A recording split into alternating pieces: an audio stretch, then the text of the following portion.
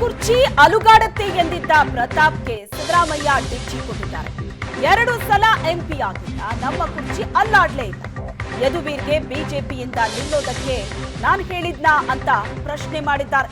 ಪ್ರತಾಪ್ ಹೆಸರು ಕೆಡಿಸ್ಕೊಂಡಿದ್ದಾನೆ, ಅದಕ್ಕೆ ಟಿಕೆಟ್ ಕೊಡ್ತಾ ಇಲ್ಲ, ಹೀಗಾಗಿ ಬಿಜೆಪಿ ಅಭ್ಯರ್ಥಿಯನ್ನ ಬದಲಾವಣೆ ಮಾಡ್ತಾ ಇರಬಹುದು ಅಂತ ಬಿಜೆಪಿ ಸಂಸದ ಪ್ರತಾಪ್ ಸಿಂಹಗೆ ಸಿದ್ದರಾಮಯ್ಯ ತಿರುಗೇಟನ್ನ ಕೊಟ್ಟಿದ್ದಾರೆ.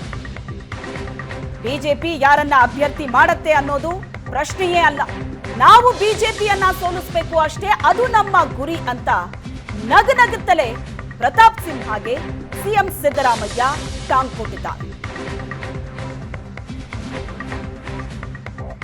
ಯದುವೀರನ್ನ ನಾನು ಹೋಗಿ ಬಿಜೆಪಿ ನಿಂತ್ಕೊ ಅಂತ ಹೇಳಿದ್ರ? ಹೇಳಪ್ಪ, ಬಿಜೆಪಿಯವರು ಪ್ರತಾಪ್ ಸಿಂಹ ಹೆಸರು ಕೆಡಿಸ್ಕೊಂಡಿದ್ದಾನೆ ಅಂತೇಳಿ ಅವ್ರು ಬದಲಾವಣೆ ಮಾಡ್ತಾ ಇರ್ಬೋದು, ಗೊತ್ತಿಲ್ಲ ನನಗೆ, ಐ ಡೋಂಟ್ ನೋ. ಯದುವೀರನ ಇನ್ನೂ ಹೆಸರು ಬಂದಿಲ್ಲ. Pratap Simha is A sitting MP.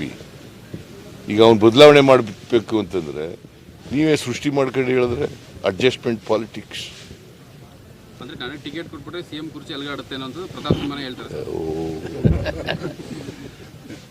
2 sorry MP ಆಗಿದ್ದಾನಲ್ಲ, ನಮ್ಮ ಕುರ್ಚಿ ಅಳ್ಳಾಡ್ಲೇ ಇಲ್ಲ.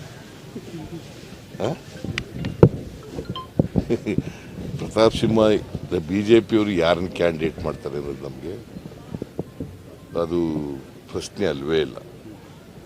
ನಾವು ಬಿಜೆಪಿ ಸೋಲಿಸ್ಬೇಕು, ಗೊತ್ತಾಯ್ತಾ? ನಮ್ಮ ಜನ ಪರವಾದಂಥ ನಮ್ಮ ಕಾರ್ಯಕ್ರಮಗಳು, ಬಡವರ ಪರವಾದಂಥ ಕಾರ್ಯಕ್ರಮ.